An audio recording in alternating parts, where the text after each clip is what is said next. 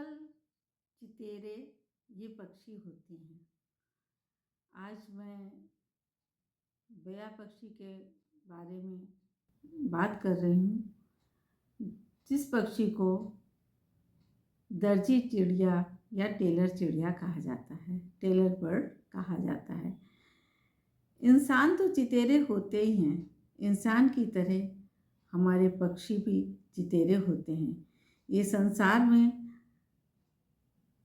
सर्वथा ना ही कोई सर्वसंपन्न है और ना ही सर्वथा साधना विहीन है। हमारे प्राणी तो उसकी आवश्यकता अनुरूप प्रचुर मात्रा में साधन उपलब्ध कर लेते हैं, पर हमारे पक्षी वो साधन उपलब्ध नहीं कर पाते हैं और जिससे जो है बड़ी ही मुश्किलों का सामना उनको देखना पड़ता है। जब बया पक्षी अंडे देने के लिए तैयार होती है तो वो तिनका तिनका बटोर कर एक घोंसला तैयार करती है और उसका घोंसला इतना सुंदर होता है कि उसको कोई मनुष्य ही शायद बना पाए। वो एक एक तिनका लाती है, बटोरती है और धीरे धीरे लौकी नुमा एक घोंसला तैयार करती है। और जब वो तिनके से मकड़ी के जाले का इस्तेमाल करती है धागे के रूप में और इतना महीन महीन वो बिनती है कि उसका एक बहुत ही सुंदर घोंसला तैयार होता है। इसके बाद जब वो घोंसला तैयार हो जाता है तो उसमें जो छेद होते हैं उनको छेद को भरने के लिए वो अपनी चोंच से गीली मिट्टी कर करके उसके ऊपर एक लेप लगाती है और तब जाकर वो एक आरामदायक घोंसला तैयार होता है और जिसमें कि वो अपने बच्चों के अंडे देती है। जब वो अंडे देती है तो हालांकि इनके पास मनुष्य की तरह सुविधाएं नहीं हैं, फिर भी कला और शिल्प इनकी अद्भुत है और अपनी चोंच और पंखों और पैरों से ये ऐसा कमाल दिखाते हैं कि हमारे अपने विशेष औजारों से हम नहीं दिखा पाते हैं। तो कहते हैं ईश्वर की दया तो हर तरफ बरसती है। जिस तरह से ईश्वर ने हमें बुद्धि दी है, हम अपनी बुद्धि से कार्य करते हैं, हाथ पैरों से कार्य करते हैं, लेकिन हमारे जो पशु पक्षी हैं बुद्धि उनके पास भी है। उनका सिक्स सेंस इतना अधिक मजबूत है कि वो हम लोगों से कहीं अधिक तेज होते हैं। कहते हैं दया तेरी बरसती है, दया तेरी बरसती है, सब प्राणियों पर इंसान हो या पक्षी। दया तेरी बरसती है, सब प्राणियों पे इंसान हो या पक्षी। क्यों नहीं समझता वो, सभी से वो मोहब्बत करता है। क्यों नहीं समझता तू, वो सभी से मोहब्बत करता है। समझने वाले समझते हैं तू तो एक इंसान है। समझने वाले समझते हैं तू तो एक इंसान है।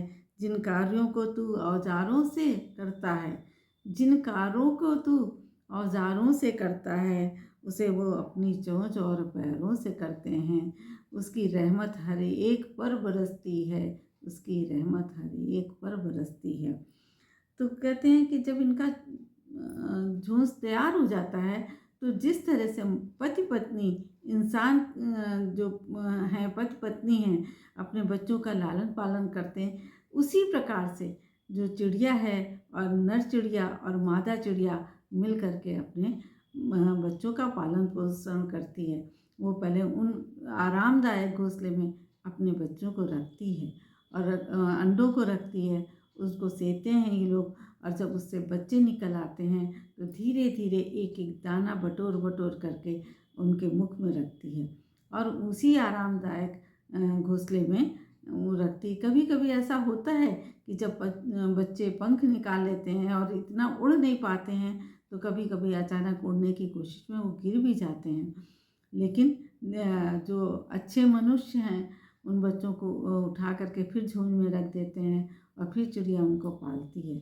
तो इसी तरह से चिड़िया अपना झुंड तैयार करती है और एक शिल्पकार की तरह हम इस विषय में एक कहानी आपको सुनाने जा रहे हैं।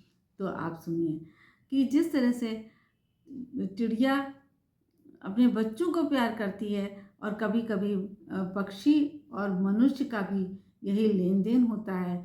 और पशु पक्षी भी मनुष्य से इसी प्रकार प्यार करते हैं जैसे वो अपने बच्चों को प्यार करते हैं, या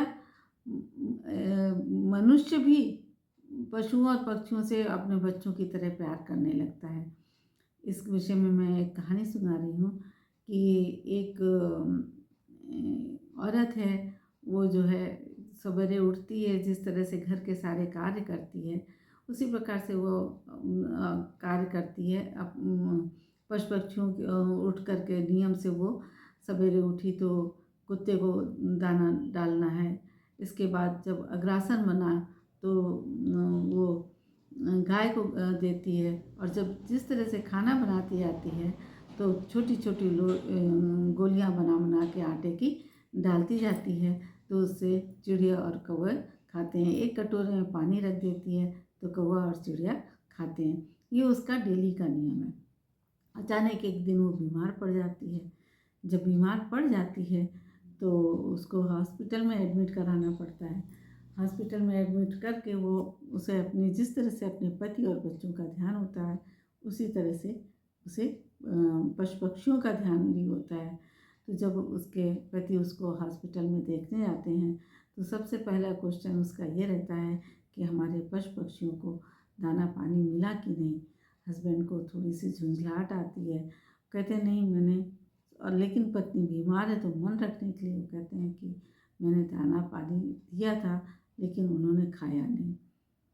वो सोचती है कि हो सकता डर गए हों। दूसरे दिन जब पति जाते हैं तो फिर वही प्रश्न पूछती है कि आपने चिड़ियों को दाना पानी दिया कि नहीं। उन्होंने कहा मैंने दाना पानी डाला था लेकिन उन्होंने दाना पानी खाया नहीं। वो सोचने लगती है कि क्या किया जाए, लेकिन चौथे पाँचवें दिन उसको छुट्टी मिल जाती है। छुट्टी मिलती है तब वो घर आती है। घर आते वो देखती है कि घर सूना पड़ा है, कहीं कुछ नहीं दिखाई दे रहा है। दाना पानी रखा है तो वैसे ही रखा है, किसी चिड़िया ने खाया नहीं, वो वहीं की गोलियां पड़ी हुई हैं, पानी वैसे ही रखा है। आकर के लेट जाती है। कुछ लोग मोहल्ले के आते हैं, उसका हाल चाल पूछते हैं कि कैसी हो तुम। तो जब तक वो लेटती है अचानक चिड़ियों का झुंड आता है, चहट से जो है चारों तरफ चहचहाने लगते हैं। तो देखती है कि वो हमारी मालकिन आ गई है, तो फटाफट कहती हैं इनको दाना डालो चिड़ियों को। और जब वो दाना डालने लगती है तो बैठ के चारों तरफ चिड़िया चहचहाती रहती हैं। तो सब लोग आश्चर्य से देखने लगते हैं कि इनको किसने खबर दे दी कि मालकिन आ गई और ये आकर के यहाँ पर चहचहा रही हैं। तभी अचानक जो है उसके पति देखते हैं कि ये तो सारी चिड़िया अभी तक जो आंगन में फुदक नहीं रही थी, आ नहीं रही थी, और इनके आते ही ये चिड़िया फुदकने लगी। तो उनके मन में एक आता है कि ये भी एक ईश्वर की देन है कि इनके अंदर भी एक भावना है, इनके अंदर भी एक सेंस है जो मनुष्यों से ज़्यादा है। मनुष्य तो नहीं पहुंच पाए, लेकिन चिड़िया आकर के अपनी मालकिन का हाल देखने लगी। तो इस तरह से चिड़ियों के अंदर भी सिक्स सेंस होता है, पक्षियों के अंदर सिक्स सेंस होता है, उनमें भी एक कारीगरी होती है। और इस तरह से जो है वो मनुष्यों से ज़्यादा उनमें सिक्स सेंस होता है और वो अपनी सिक्स सेंस से हर चीज़ को समझ लेते हैं। तो चिड़िया एक तरह से अगर देखा जाए तो घर आंगन में जो चिड़िया आती है वो एक आशीर्वाद है, एक ईश्वर का आशीर्वाद है। कहते हैं चिड़िया के आने से घर पनपता है। और हमको मतलब इस कहानी से यही शिक्षा मिलती है कि हमको अपने घर आंगन में चिड़िया के लिए दाना पानी, उनके रहने का स्थान अवश्य बनाना चाहिए। तो आज की कहानी से मुझे यही मैं देती हूँ। एक कहानी और चिड़िया के विषय में प्रसिद्ध है कि उनका झोंझ इतना प्यारा बनता है कि वो बरसात में भी उस झोंझ के अंदर बैठती हैं। तो चिड़िया अपने बच्चों के साथ झोंझ में बैठी हुई थी, और जिसका मनुष्य का शरीर है बंदर, वो जो है बरसात में भीग रहा था और चिड़िया ने अपना झोंझ तैयार कर लिया था। तो चिड़िया कहती है कि तुम मनुष्य की तरह हाथ पैर लिए बैठे हो और तुम अपने लिए एक घर नहीं बना पाए, जो आज इतनी बरसात में भीग रहे हो। तो बंदर को गुस्सा आया, वो तो जानवर है, उसको गुस्सा आया और उसने जा कर के चिड़िया का झुंड तोड़ दिया। तो कहते हैं, सीख तो आको दीजिए जाको सीख सुहाए, सीख न दीजिए बांटू जो घरों बया का जाए। तो इसलिए कहते हैं कि इंसान को, किसी को अगर समझता है कि हमारी बात मानेगा, उसी को अपनी बात कहना चाहिए। हर किसी को अपनी बात नहीं कहना चाहिए। बया के घोंसले में पक्षी जगत के कलाकारी के सर्वश्रेष्ठ उदाहरण माने जाते हैं।